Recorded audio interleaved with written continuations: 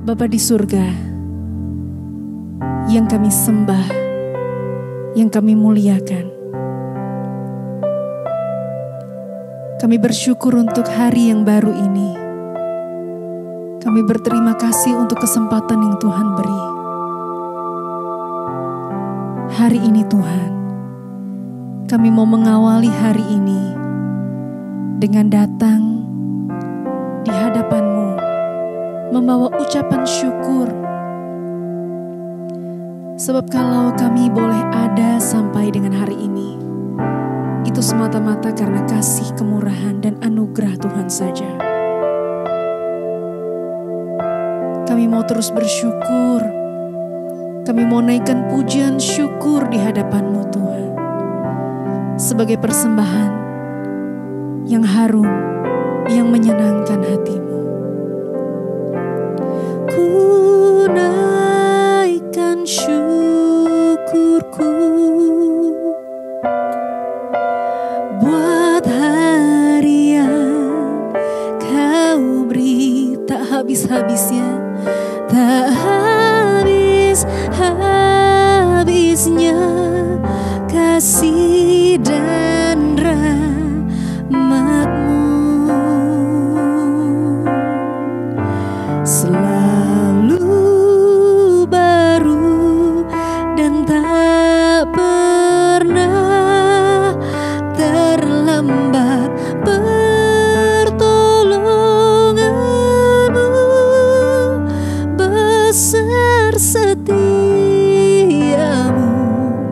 di sepanjang hidupku.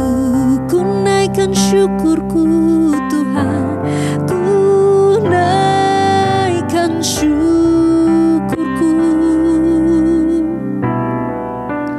buat hari yang Kau beri, tak habis-habisnya kasih dan rahmat-Mu. Selalu baru, selalu baru, dan tak pernah terlambat pertolongan-Mu. Besar setia-Mu di sepanjang hidupku. Mari naikkan syukur kepadanya. Ku naikkan syukurku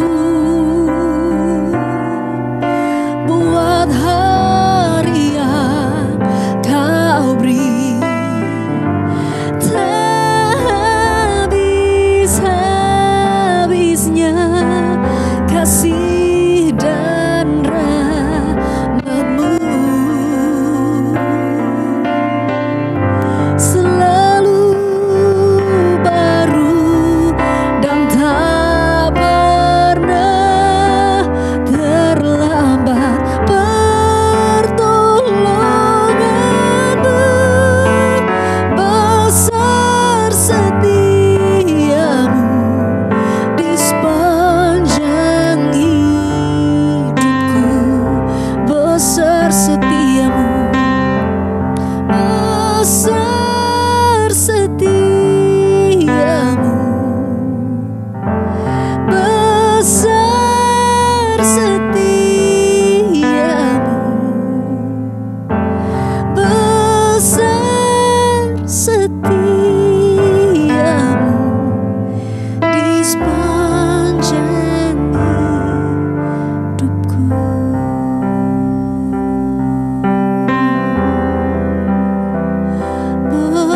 Besar setia-Mu, Bapakku yang setia, yang tak pernah meninggalkan aku, berjalan bersamaku. Terimalah pujian syukur dari hatiku untuk pemilik hidup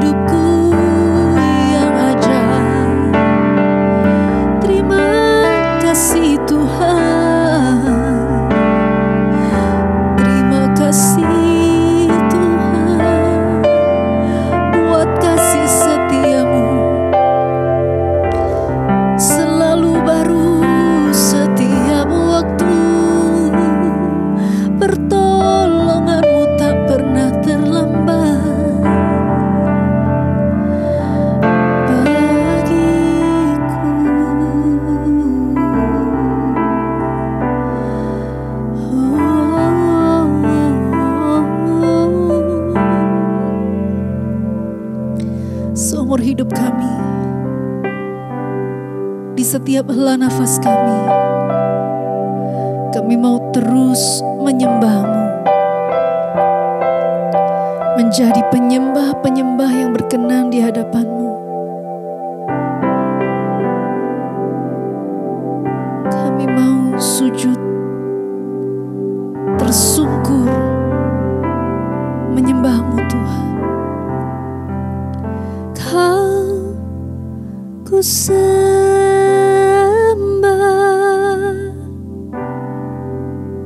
Kau ku sembah, Kau ku sembah, Kau ku sembah.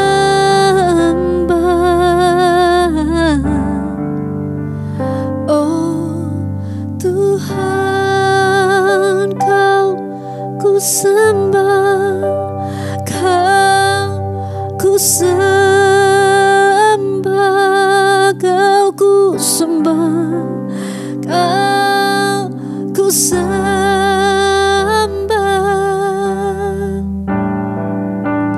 Kau ku sembah.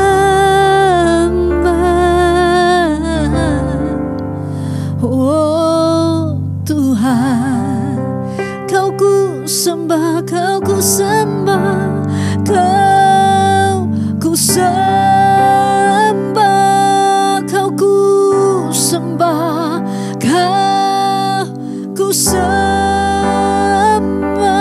Kau ku sembah, Kau ku sembah.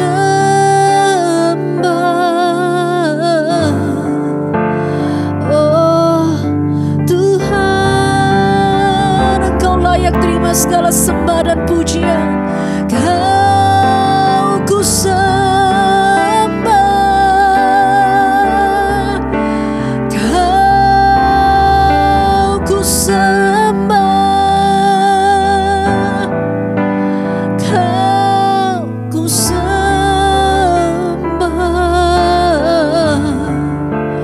Oh Tuhan, Kau ku sembah.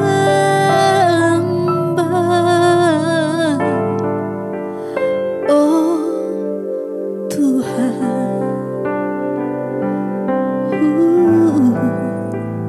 Kau ku sembah.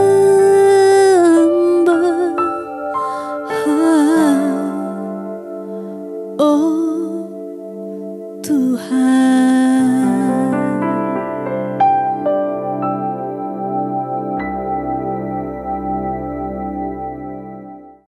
Terima kasih Bapa buat hari ini Tuhan. Terima kasih buat perlindungan-Mu sepanjang malam yang berlalu. Terima kasih buat anugerah Tuhan. Bahkan pagi ini Tuhan, kami bangun dengan tubuh yang sehat, tidak kurang satu apapun, semua karena anugerah Tuhan. Urapi setiap kami sebelum kami memulai aktivitas kami mau mendengarkan firman Tuhan yang sanggup menuntun jalan hidup kami, yang sanggup membawa dan memberi hikmat bagi kami. Tuntun jalan-jalan kami agar kami tidak salah melangkah Tuhan. Urapi hamba-Mu yang tidak ada apa-apanya, urapi setiap kami, dalam nama Tuhan Yesus kami bersyukur, haleluya. Amin, amin. Iya, shalom, selamat pagi saudara. Kita berjumpa kembali pada hari ini dan saya percaya setiap kita bangun dengan tubuh yang sehat, tidak kurang satu apapun. Biarlah damai sejahtera dan sukacita senantiasa ada di dalam hidup kita. Baik, kita akan membaca firman Tuhan yang saya yakin akan menjadi kekuatan bagi kita sepanjang hari ini. Mari kita buka bersama 1 Korintus pasal yang pertama. 1 Korintus pasal yang pertama ayat yang ke-18 ya. Judul perikopnya di sana adalah hikmat Allah dan hikmat manusia. 1 Korintus pasal yang pertama ayat 18 firman Tuhan berkata begini. Sebab pemberitaan tentang salib memang adalah kebodohan bagi mereka yang akan binasa. Tetapi bagi kita yang diselamatkan, pemberitaan itu adalah kekuatan Allah. Iya, saudara, ternyata ada dua jenis orang ya yang berespon secara berbeda ketika mendengar firman Tuhan ya. Firman ini berkata pemberitaan tentang salib ya itu memang adalah kebodohan bagi mereka yang akan binasa. Tetapi bagi kita yang diselamatkan, pemberitaan itu adalah kekuatan Allah. Kita tahu bersama kekuatan dari pengajaran dan iman kekristenan adalah kematian Yesus Kristus di atas kayu salib. Dan itu berbicara tentang penderitaan. Firman ini berkata pemberitaan tentang salib atau pemberitaan tentang penderitaan itu bagi orang dunia adalah kebodohan, saudara, ya, dan bagi orang yang akan binasa. Makanya banyak orang itu yang tidak mau membuka hatinya bagi firman Tuhan, bagi Injil, ya, mereka berpikir bodoh amat, ya. Ngapain percaya firman, ngapain percaya pemberitaan tentang salib? Pemberitaan tentang salib itu pemberitaan tentang bagaimana, ya, penderitaan yang Yesus bayar karena dosa dan pelanggaran manusia.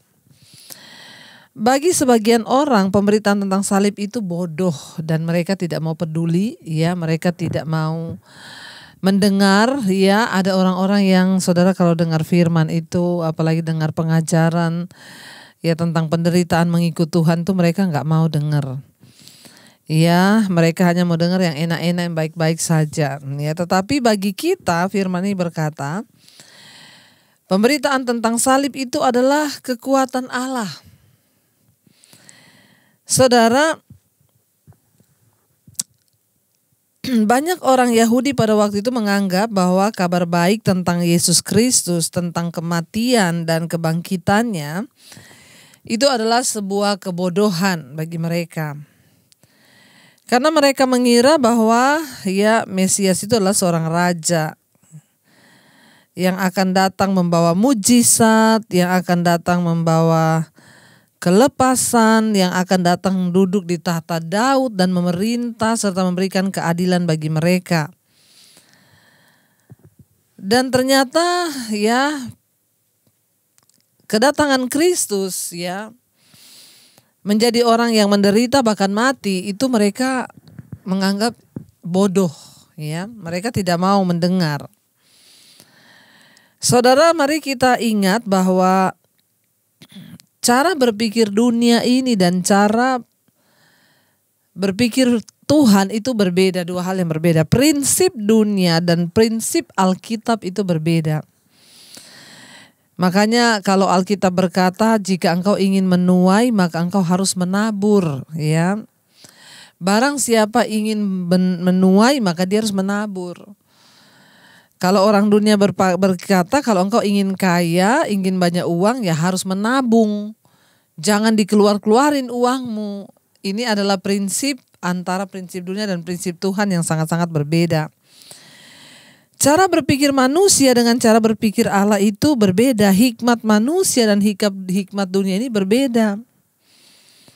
Karena itu bagi sebagian orang pemberitaan tentang kebenaran itu bodoh. Ya, coba saya kasih contoh. Kalau orang dunia yang tidak mengerti datang cerita, ya itu loh bu, saya itu bu, ya misalnya saya dikerjain teman saya, dia itu berbuat jahat kepada saya, gini-gini, apa yang harus saya lakukan? Ya, berdoa bagi dia, mintalah berkat bagi dia. Apa?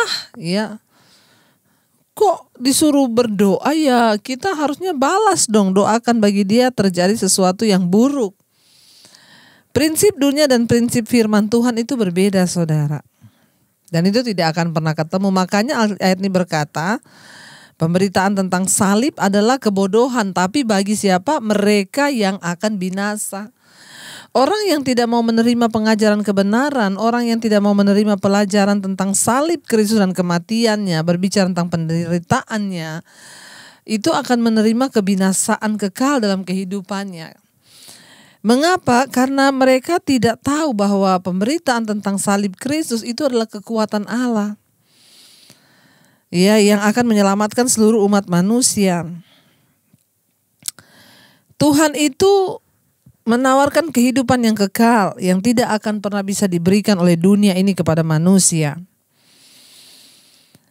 Saudara, seorang manusia bisa saja, ya, tidak pernah mengetahui bagaimana memiliki hubungan pribadi dengan Tuhan. Karena itu kita harus datang kepada Kristus, ya, lewat salibnya. Kita bisa memperoleh hubungan kembali dengan Tuhan. Salib Kristus bicara tentang memperdamaikan kembali hubungan yang rusak. Salib Kristus berbicara tentang penderitaan yang harus kita bayar mengikut Dia. Tapi banyak orang yang tidak mau menderita, makanya mereka tidak mau mendengar berita tentang salib. Dan ingat, berita tentang Kristus itu adalah kebodohan bagi orang yang akan binasa. Di sekeliling kita aja banyak banget saudara. Orang yang kalau disuruh dengar firman, ya mungkin itu suamimu, istrimu, anakmu kalau diomongin firman. Ya, ngapain firman-firman? Ya, sok rohani. Ada orang-orang yang menganggap itu kebodohan, ya. Tetapi ya kita juga nggak bisa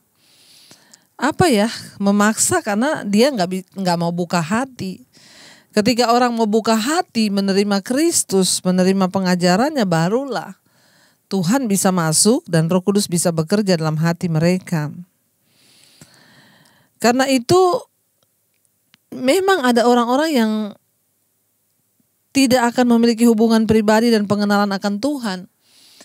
Kalau kita lihat saja ya saudara, banyak banget orang yang udah jadi Kristen dari kecil, dari lahir. Tapi saya juga banyak menerima WA orang-orang yang berkata, Bu, saya baru mengerti, Bu. Saya baru mengerti tentang kebenaran setelah akhir-akhir ini saya banyak menonton khotbah-khotbah Ibu. Saya baru mengerti arti kehidupan mengikut Tuhan. Lah selama ini kan jadi Kristen. Ya kenapa mereka tidak mengerti saudara? Bahkan pengajaran tentang firman Tuhan hanya sambil lewat aja. Tetapi bagi kita, orang-orang yang sudah diselamatkan, ya kita tahu bahwa itu adalah kekuatan Allah. Kita bersemangat, kita bersukacita. Karena itu banyak saya terima WA berkata, Bu, sekarang ini setiap hari saya bersemangat cari Tuhan. Saya bersemangat untuk mendengar firman. Saya bersemangat untuk menggali apa lagi nih yang akan saya dapatkan. Ayat yang ke-19 berkata, karena ada tertulis, aku akan membinasakan hikmat orang-orang berhikmat dan kearifan orang-orang bijak akan kulenyapkan. Tuhan yang berfirman, karena itu satu kali Tuhan yang akan membinasakan hikmat orang-orang berhikmat bagi dunia ini ya. Dan kearifan orang-orang bijak akan kulenyapkan. Kalau kita melihat saudara, orang itu bisa berhikmat bukan karena titel yang tinggi loh. Saya banyak bertemu dengan orang-orang yang pintar, mereka lulusan luar negeri, mereka punya titel yang hebat. Tapi dari cara mereka bicara, apa yang mereka bicarakan itu saya melihat gak ada hikmat Tuhan. Hanya hikmat manusia saudara. Dan hikmat Tuhan dengan hikmat manusia, hikmat dunia ini berbeda. Adalah hal yang paling luar biasa ketika seseorang tuh menerima hikmat Tuhan. Karena itu kitab Amsal berkata, permulaan hikmat itu ialah takut akan Tuhan dan mengenal yang Maha Kudus, itu adalah pengertian. Bagaimana orang bisa memiliki kepandaian ya, bagaimana orang bisa memiliki hikmat yang benar itu waktu dia punya pengertian dan pengenalan akan Tuhan. Karena itu saudara, jangan sepelekan pemberitaan firman, jangan sepelekan pemberitaan tentang salib Kristus. Itu bukan kebodohan tetapi itu kekuatan bagi kita. Mari biarlah kita mau semakin mencintai Tuhan, mari biarlah kita mau semakin hari semakin giat untuk mencari kebenaran. Agar apa? Karena firman Tuhan yang kita dengar itu membawa hikmat dalam hidup kita. Dan hikmat itulah yang akan menuntun jalan hidup kita, sehingga kita bisa terhindar daripada jerat dan malapetaka. Mari kita renungkan firman ini. Terima kasih Tuhan, ajar kami mengenal jalan-jalan-Mu, mengenal rencana dan kehendak-Mu lewat firman-Mu. Pemberitaan tentang Kristus, pemberitaan tentang salib bukanlah kebodohan bagi kami, itu adalah kekuatan bagi kami. Ajar kami untuk selalu menerima pengajaran yang benar dan dapat menerimanya dengan hati yang tulus. Kami tidak mau menganggap firman Tuhan itu kebodohan, tapi kami mau menganggap firman Tuhan adalah kekuatan Allah bagi kami. Ajar aku Bapa mengerti rencana-Mu, ajar aku Bapa, menurut kehendak-Mu, ajar aku Bapa, taat dan setia hanya padamu. Bapa, ajar aku Bapa, mengerti rencana-Mu. Ajar aku Bapa, menurut kehendak-Mu. Ajar aku Bapa, taat dan setia hanya padamu Bapa. Kami tahu lewat pemberitaan firman-Mu, kami dapat mengerti rencana dan kehendak-Mu atas hidup kami. Firman Tuhan itu adalah kekuatan yang akan menuntun jalan hidup kami. Tuntun terus kami lewat kebenaran firman-Mu agar kami mengerti rencana dan kehendak-Mu. Berkati setiap anak-anak-Mu yang setia terus ada di mezbah syukur mencari Engkau Tuhan, mencari kehendak-Mu. Berkati Bapa yang bekerja hari ini, mereka yang terus bekerja mencari nafkah dari rumah, di kantor, di luar kota, dimanapun Tuhan menyertai dan memberkati. Bahkan Tuhan juga terus menyertai mereka yang punya masalah, pergumulan, beban yang berat. Ajar kami terus berserah hanya kepada Tuhan. Terima kasih Bapa, kami percaya segala persoalan masalah kami ada jalan keluarnya di dalam Yesus. Siap mereka yang sakit, yang mengalami beban yang berat, Tuhan juga tolong. Tuhan berikan kekuatan. Berkati Tuhan setiap keluarga, rumah tangga, apapun pergumulan kami, Tuhan menjadi jawaban. Kami terus menyerahkan bangsa ini ke dalam tangan Tuhan. Berkati Bapak Presiden Jokowi dan wakilnya, seluruh jajaran kabinet TNI Polri Indonesia aman damai dalam tangan Tuhan. Kami percaya rencana Tuhan tergenapi atas hidup kami dan bangsa ini. Mari kita berdoa. Bapa kami, Bapa kami yang ada di sorga, dikuduskanlah nama-Mu. Datanglah kerajaan-Mu, jadilah kehendak-Mu di bumi seperti di sorga. Berikanlah kami pada hari ini makanan kami yang secukupnya. Dan ampuni kami akan kesalahan kami seperti kami juga mengampuni orang yang bersalah pada kami. Jangan membawa kami dalam pencobaan, tapi lepaskan kami daripada yang jahat. Karena Engkau yang punya kerajaan dan kuasa dan kemuliaan sampai selama-lamanya. Mari buka hati dan tangan-Mu untuk menerima berkat Tuhan. Diberkatilah Engkau dalam kehidupan-Mu, diberkati rumah tangga-Mu, diberkati pekerjaan-Mu, diberkati keuangan-Mu. Engkau menjadi berkat bagi banyak orang. Terimalah kiranya berkat dari Allah Bapa, cinta kasih Tuhan Yesus Kristus, penyertaan Allah Roh Kudus menyertai hidupmu mulai dari hari ini bahkan sampai kali yang kedua Tuhan Yesus datang menjemput kita semua. Nama-Mu tercatat di dalam kitab kehidupan. Dalam nama Tuhan Yesus yang percaya diberkati Tuhan, katakan bersama, amin, amin. Tuhan Yesus memberkati, shalom dan selamat pagi.